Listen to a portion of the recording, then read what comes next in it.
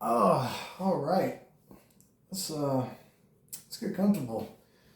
You may not know me, and I may not know you, but if you do know me, then you know me, and I may know you.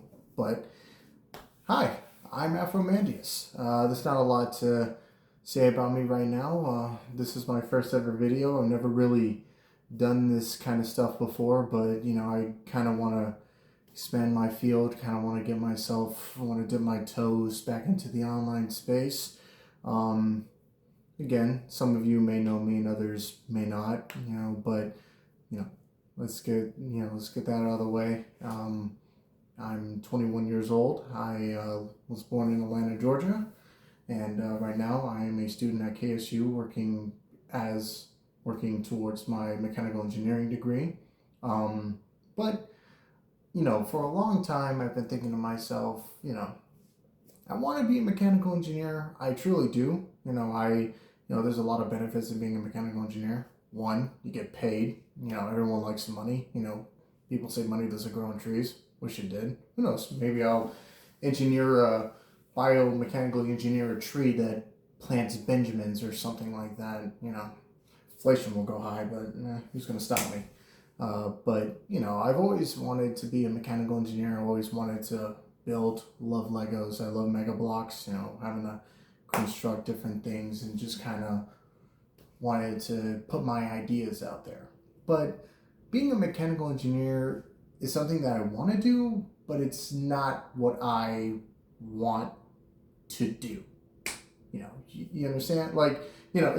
It's hard to explain. You want to do it, but at the same time, that's not what you want to do for the rest of your life, right? People have hobbies. People like to do things on the side. My favorite thing that I like to do is I like to play football. I'm not like crazy about it. You're gonna ask me like, oh, who's this guy? And I'll probably say like, oh, it's probably Peyton Manning. It's like, dude, he plays on the defensive line. I'm like, yeah, that's obviously Matt Ryan. Duh. I like to watch highlights every now and then, but I'm not gonna sit there and watch the drafts and whatnot. I'm not really interested in that sort of stuff. I'll watch the occasional game every now and then, and I'm actually starting to get myself back into it, but I'm still kind of falling behind, I guess, and I'll just I'll catch up. Things change. Players get drafted to different teams every year, and I can't really tell you who's my favorite football team, but it's neither here or there. I just I'm gonna watch a football game. I'm gonna watch big burly guys tackle each other for a pigskin. So it's fun for me. Anywho, but with all that being said, I do people have hobbies. People like to read. Some people like to play video games. Some people like to stream themselves while reading or playing video games. Some people like going outside and walking. Some people like working out. I like doing all the above. I love all that sort of stuff. But my main passion and what I really love to do is to draw. I like to consider myself an artist. I'm not a professional artist because I'm not getting paid for it yet. But, I like to draw. And I also like to write stories. I like to write a lot of stories. So many stories. And, something in the back of my mind is just, it itches at me each and every day that I want to get these ideas out there.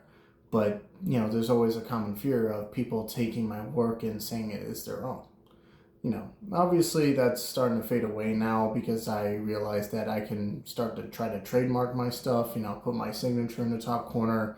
Obviously, you have to make sure to have dates and make sure that my art is, not being stolen by others and have a trusted community and whatnot. But that comes later. All my life, where did it all begin? It's hard to say truly where it all began, but I think it would have to begin when I was 7. I could be wrong. I could be mistaken. I could edit this out and say something different. But it all started back when I was a tiny, tiny baby Alex. Afro. Crud. I'll edit that out too. Anywho, when I was a tiny, tiny little puffball, I used to draw. I used to draw a lot. I used to draw a lot of things. Spider-Man, Batman, Hulk, you know. Of course, I don't have those drawings anymore. Unfortunately, it's lost to time, but my dad likes to record and likes to scan them. So he may have them on a hard drive somewhere, but, I just like to draw. And one of these drawings was of a man with a giant afro. Nothing like mine, but his was bigger. It was more poofy. And he had a pick sword. And his name was Andreas Thompson. His name gets changed later on because I don't really like the name Thompson. I don't really think it rolls off the tongue well. Shout out to future Thompson fans, but it's just, I not to say I don't like your name. It's just it didn't really fit his character. But Andreas Holmes, the Afro Guardian. That was the snowball. That was the snowflake that fell on top of this mountain right here. Snowball grew bigger. More ideas came to mind. It was Andreas, and then there was another character named Spike the Dragon. And of course, a lot of people, and I just realized this like a week back, that there is another character named Spike the Dragon, which is from, I think, My Little Pony, which I never watched the show. Well, I like one of my friends' little sisters forced me to watch it, and that wasn't fun. But it just kind of stuck with me because I like the name Spike. Spike is really cool, but it's neither here or there. Going off topic. Essentially, Spike and Andreas were one of the two first ever creations I've ever had. I drew them out on paper, and of course they're not as elegant as I look back and see them, but it was my first ever characters, and I had so many ideas I wanted to do with them. I had a lot of ideas, but I didn't know how to execute them. I at first took a lot of inspiration from Spider-Man. That Andreas it was a mixture between Superman and Spider-Man for Andreas Holmes, where he essentially was a human blasted off into space, but then was captured by an alien race and brought to planet Xenu or whatever, and essentially has a double life as an alien creature and a human superhero, kind of like John Carter in a way too, but still kind of different. Spike was a little more complicated. Spike was just more of this big bad villain killed my family, so now I'm after her for revenge, and then it boiled down to them coming to our world, and then me and my siblings joining forces to take down the big bad. And oh my good God, that was bad. Anywho, but it kind of boiled down to that, and that was kind of the idea that I had for a long time. And it kind of developed, but the thing was is that I didn't know what to actually do with them. They were just kind of there. The concepts were there, the abilities were there, and the story was just non-existent though.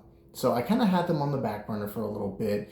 In fact, I actually had more time to spend with Spike, because Spike, essentially me and him, oh God, this is going to sound bad. This is going to sound awful. But essentially me and him were the super duo team. We were best friends. We were cool. We took down paranormal activity and bad guys and stuff like that. And a lot of people are probably going to get this, and my dad, who's definitely going to be watching this video, you're not going to understand it, unfortunately. But don't try to look up this. There's this dude named Chris Chan in Sonichu. It's a whole story. If you know, you know. But essentially, it was just me as in that self-insert, and it started off like that. It started off like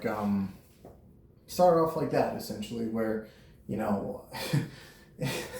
for some reason I was really obsessed with M. Bison from Street Fighter. I don't know why. I just I thought his powers were cool, and he was a dictator of Shadowloo, and I love Street Fighter, and I loved his costume. It was very simple, but it just worked for me. I like the red and silver and the stupid cape he had, and I was like, I want that to be my costume. And so it was essentially like I had this cap called the buffalo cap, and oh god, the memories are flown back to me. But it was called the buffalo cap, and essentially what it does is that those who are chosen by the buffalo cap, when they put it on, turns them into a buffalo. What does the A stand for? It's not Alexander. You probably thought it was Alexander. Definitely just release my name again. But again, I'm going to edit this out, so it's not going to matter. But, it's awesome. Awesome buffalo. For some reason, like, obviously M. Bison, that's not, like, the whole thing about M. Bison and the Street Fighter characters is that that's the American name. His Japan name is Vega. So M. Bison and Vega were the same. Balrog was actually supposed to be M. Bison because it's Mike Bison, Mike Tyson. Anywho, I'm getting off topic. Like, I thought M stand for like master because people would call him Master Bison. So M. Bison. That made sense to little me. So, essentially it became Awesome Buffalo. Oh my god. It essentially became Awesome Buffalo and Spike. And we went on these mini adventures, and it started off like, we went up against this tyrannical snake dictator named Pythor. And if you know Ninjago, there's already a character named Pythor, so I kind of had to drop it. But, it kind of went up, and it just kind of flatlined. I was busy with other things. I was busy with the Elite Gentlemen's Club and football and whatnot and a bunch of other stuff. But essentially, Spike kind of took the backseat. It was like a little cartoon hook. I just kind of, and I put him on the back shelf for a little bit. He's going to be staying up there with Andreas for a little bit. Then, for some reason, and obviously, I say for some reason, but there are a lot of reasons. I got myself attached to a lot more stuff, especially coming into middle school. I got into anime. I was into anime, not to say that I wasn't, but I never really understood it, I guess. Anime's not for kids.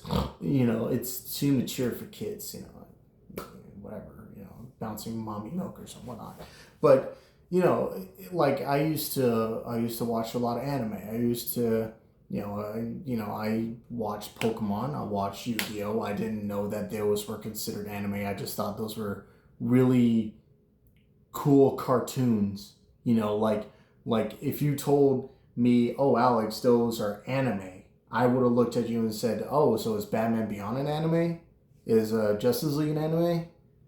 I would have thought like anime just was a cool cartoon. It was cool. Like, these guys have spiky hair and were edgy and they were cool. And little Alex liked that. I like that a lot. So obviously, with my growing love for anime and my growing love for other cartoons and stuff like that, it kind of essentially grew my imagination. It grew. And it grew two times the size that a little tiny peanut was. But, it kind of, it grew, but I just, like, it was too stick figure. It was like stick figures, right? It was this little guy, like, it's something. There's something there, but doesn't know what it is yet. But then, one day, it came to me. I was like, what if there was a world president? Now, obviously, that concept isn't new. The president of the world. Oh, but Futurama did it, and it was funny. It's not a new concept. Someone who is the president of the world. It's not a new concept. But instead of a human, what if it was an alien? Ooh, spooky. Don't report the media. Oh, God.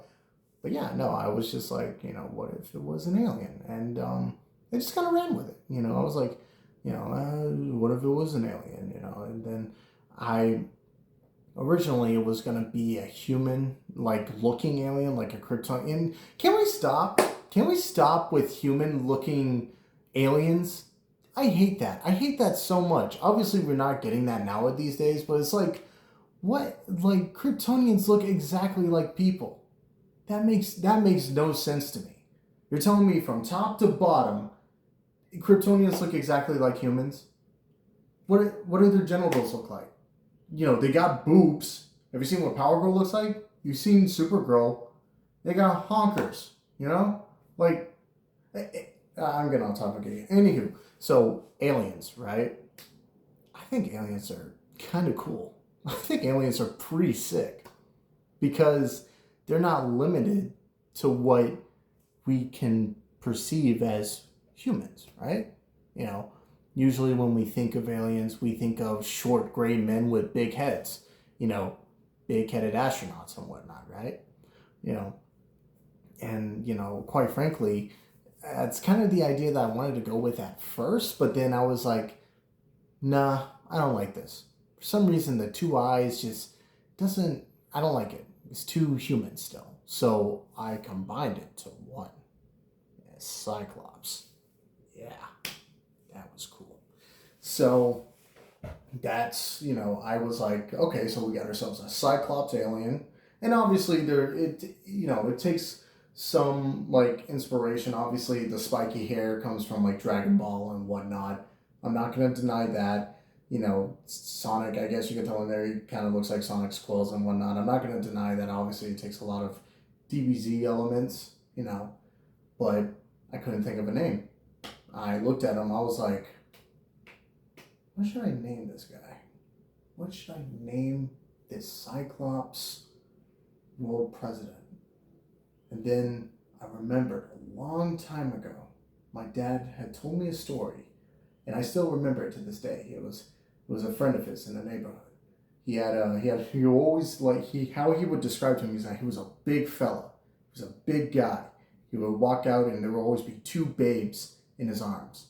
And then he would always have a little dog in his hand too, like a little tiny dog. I don't know what kind of dog it was, but he said it was like a little pipsqueak dog, you know. And every time the dog would bark, he would tell it to shut up, and it would shut up. And so he knew this guy, and his name was Jack Flowers. And I was like, Jack Flowers. And it came to me. I was like, that's perfect. That's a perfect name for him. So, thus was born Jack Flowers, the president of the world. And from there, it just kind of, so essentially, like, it started off from Spike, and then, no, Andreas, Spike, and then Jack Flowers. And then I had another character that was, like, connected to Jack Flowers, and that was Indestructible, or Isaac Irons. Again, he was kind of more or less the arch nemesis of Jack Flowers. He was a guy in a, big robot suit of armor. Didn't really have any ideas what to do with him yet, but essentially he was more or less Jack's arch nemesis. So we have Jack and we have Isaac Irons. And I was like, this is cool and all, but how can I connect this? This needs more juiciness to it. This needs more juice. So then I came up with, at first and I don't know why. I for the life of me, I can't understand why, but it started off as an anthropomorphic Dalmatian dog. I know that sounds weird, and it is weird, but it just started off like that. For some reason, it was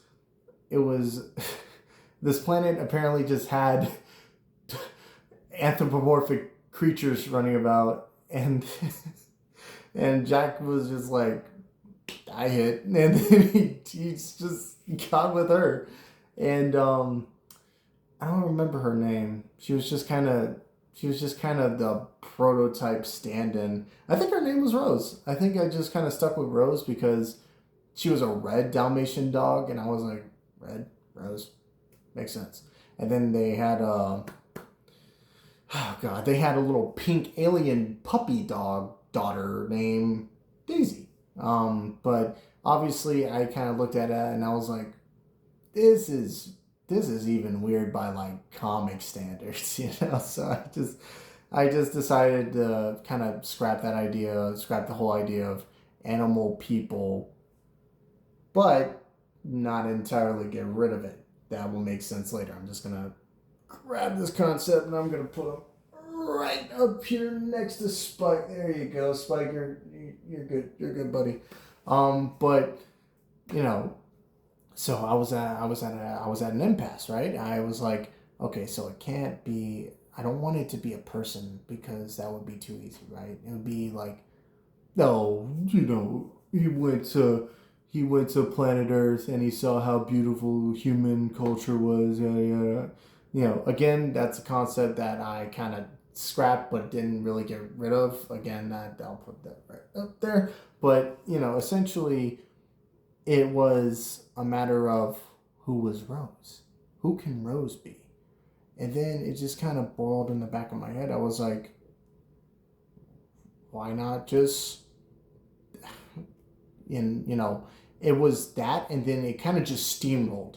Like, it started off like, why not just make her another race? And then it just hit me. I was like, wait a second. There was another character I had, and then I looked up. I'm gonna grab this guy. Andreas Holmes, the Afro Guardian. He's in space. They're in space. Let's get these characters involved. So I put him back into the story, you know, because I had no idea what to do with him in the first place. But now we got 2 alien characters along with Andreas Holmes. So now we have these 3 characters, right? Can't really do much with it yet. So I was thinking to myself, okay, again, it would be too easy to make Rose a Cyclops just like him, right? So I was thinking to myself, what else could I do? What else could I do? Make her a different race. So then, you know, I kind of, again, I was stuck at an impasse. I didn't know what to exactly design her, you know, what to design Rose and make her look like. So I was just kind of moseying about, and I was at work and I saw Ace. I was like, man, Ace, you're a stupid looking cat. You know, obviously I was petting him. You know, I like badgering Ace. He's a fun cat. But I was petting him, right? And then I was like, you know, cats are funny looking. Cats are weird. And then it struck me. I was like, make it an alien looking cat. Perfect. Literally. So that's where it came from. That's why they look, you know, that's why Rose and Jen, and, you know, people are wondering who's Jen. Yeah, he'll come into play later. Essentially, that's why they have more of a feline appearance. And so, you know, we have Jack and we have Rose now. And we have Andreas. But again, it still feels kind of empty, you know? We have these 2 races.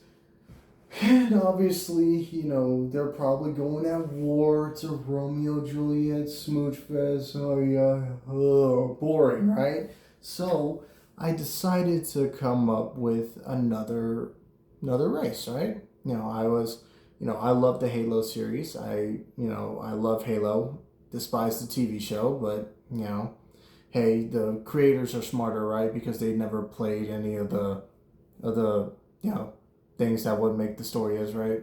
But they're the smart ones. They should be getting paid. Anywho,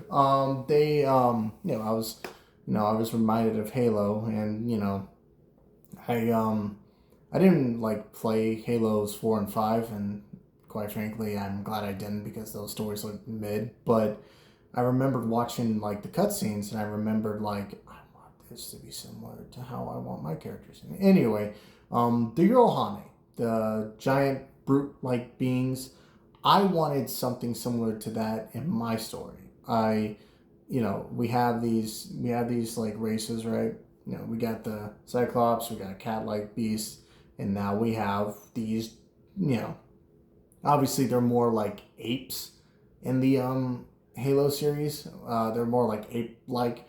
So I was like, Again, I didn't really like that design all too much. I kind of wanted to vary. So I was like, make him a reptile. I was like, what kind of reptile? Dinosaurs. I love dinosaurs. Dinosaurs are cool. I love dinosaurs. Anywho, so, you know, excuse me. Oh, God. Anywho, but, it started off to become dinosaurs. These dinosaur like people, brutes. They are big. They're gigantic. Not gigantic, but they're pretty tall. These characters like Jack, Rose, and in a minute I'm gonna explain. Alva. These are some big, big creatures. These aren't like 6 not. Jack at most is like 8 foot tall. Alva's 9 foot. Rose is 7 foot. Like these guys, like sign them up to the Miami Heat, dog. These guys are gonna be making dunks. Shooting 3-pointers. Shaquille O'Neal will blush with how tall these guys are. But that's kind of the idea that I got from Alva, for Alva, Queen Alva. So now we have Jack, Rose, and Alva. Then I decided to add another creature because, 3 kind of seemed a little imbalanced because it seems like, whose size on who, whatnot. So I decided to make another one, and I kind of wanted to do a little more simple. I didn't want to make it too complicated, so I was like, let's make him humanoid, but let's not make him too humanoid. So I decided to, draw them without noses, without ears. That's how I got, the elementals. I was like, what are their abilities going to be? I was like, elements. They can shoot fire, they can shoot water, they can shoot ice. It depends on the domain that they, stayed in, reside in. So, the elementals. So now it was a matter of, okay, whose side is on who? So I kind of did a coin flip, to be honest with you. It didn't really matter on whose side was who, but essentially, in this great pantheonic war, it was the Jiraiya's and the... Okay, I should explain. Okay, so essentially, the Cyclops beings like Jack are called the Xerxians. Obviously in reference to King Xerxes, one of the few pharaohs and kings of Egypt. I liked his name and I thought it was pretty cool, so I decided to call them Xerxians.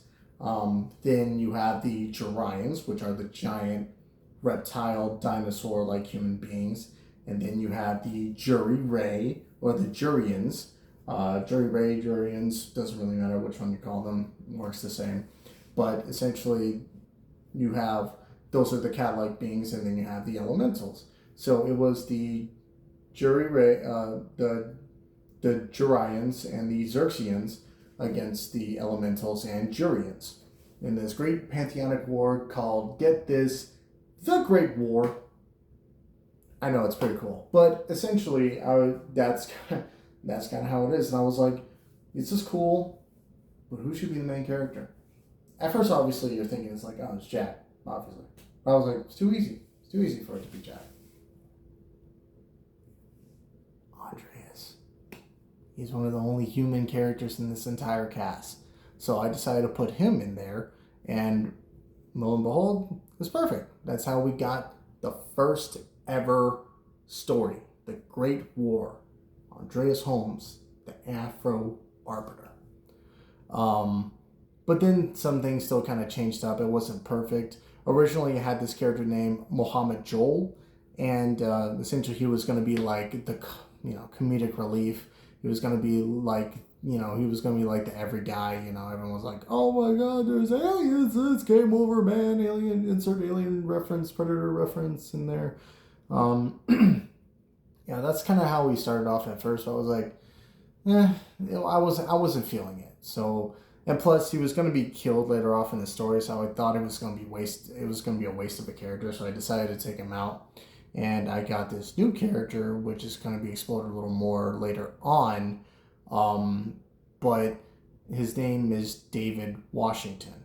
David Washington is a metahuman who can run fast. He's not the Flash, but he also can shoot lightning.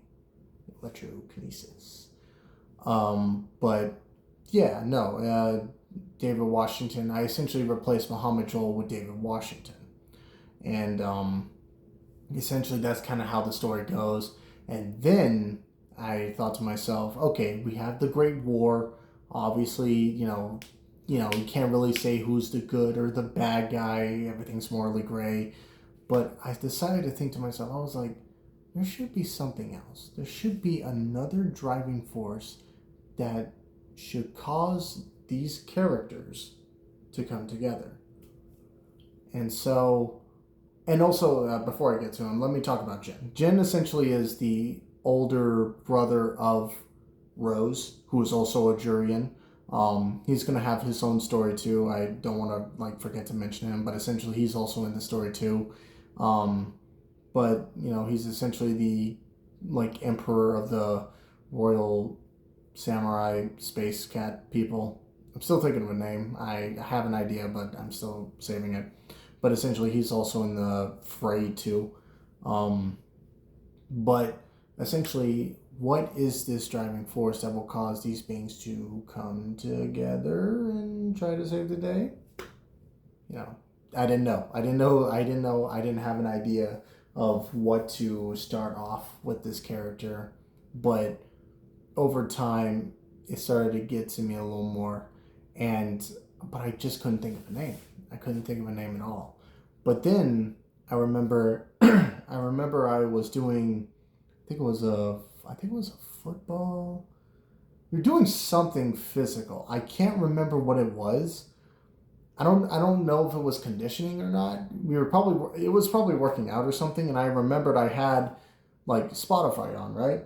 And I had the daily, weekly, listening, right? Whatever the Spotify, you get the you listen to whatever amount of songs, and then Spotify recommends you other stuff in their own playlist. So I essentially turned on that, and then one of the first songs that I listened to, an absolute banger, at least in my opinion. I know Eminem's kind of mid now these days. Venom's pretty good, but honestly, in my opinion, one of my favorite songs of all time, that being Cinderella Man. This song shaped this character. This song gave me the idea to write this character. It was perfect. I couldn't even describe how palpable that song made this character feel. Because every time I listen to it, I just think of him. Because his name is Cinderella Man. Yeah, I know. Anywho, but it's just, I had the name now. The Cinderella Man. It's stupid, but it works. You know what I'm saying? You hear the name and you're like, oh, that's dumb. That's stupid. The Cinderella Man. Oh, he probably lost his Nike shoe at the ball or something, and the princess is going to find him. But then, you start repeating it. Cinderella Man. Cinderella Man. Cinderella Man. And it clicks. It works. It just makes so much sense. The Cinderella Man. Now, who is the Cinderella Man, you may be asking? Cinderella Man was a king. He was a king. A king on a planet of those who wished to not be involved in the war. To make a long story short, he lost his family. He lost his people. He lost his home. And in his dying breath, he cursed those who've wronged him, who he gave salvation to. And as his dying breath and as he closes his eyes, a red lightning bolt strikes down, strikes him in the back, leaving a permanent C mark on his back, burning with the internal hatred that he has in his heart.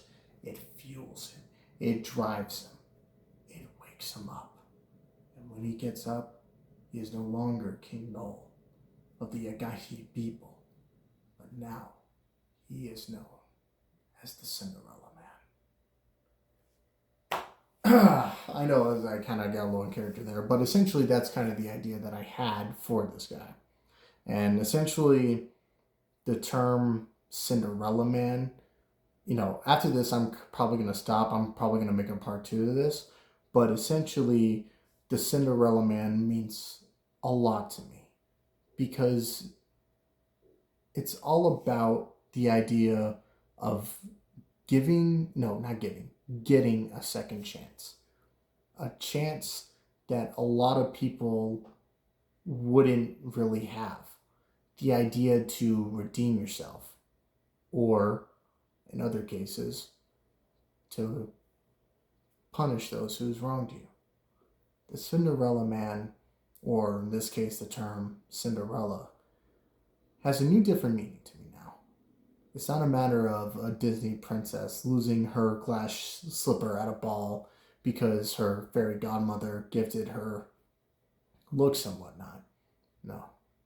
Cinderella is someone who was given a second chance, granted new powers, a new ability to persevere, to go on, to fight. That's why this song, Cinderella Man, sticks with me so much, because it's one, it's very much a motivational song. It's very much, gets me in the mood, but it also is a song about getting a second chance, getting a second win, something to keep going, to not stop fighting, that even if you want to sit down, you can. And I live by that. That at the end of the day, you gotta keep going. It doesn't matter what happens. It doesn't matter who or what gets in your way. You have to keep moving forward. My mom and dad taught me that. My dad especially taught me that. Hey Dad, I know you're going to be watching this video, and I know it's kind of long, but I just want to say thank you. And I'm going to be making a second part to this.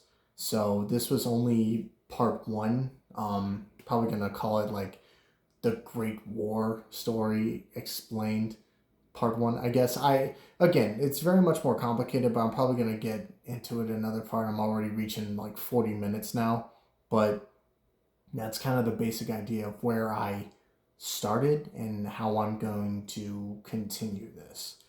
But again, my name is AfroMandias, and I write this story because I want to. This is in your mama's Marvel. This is in your daddy's DC. This is something bigger. This is something better. This is something more.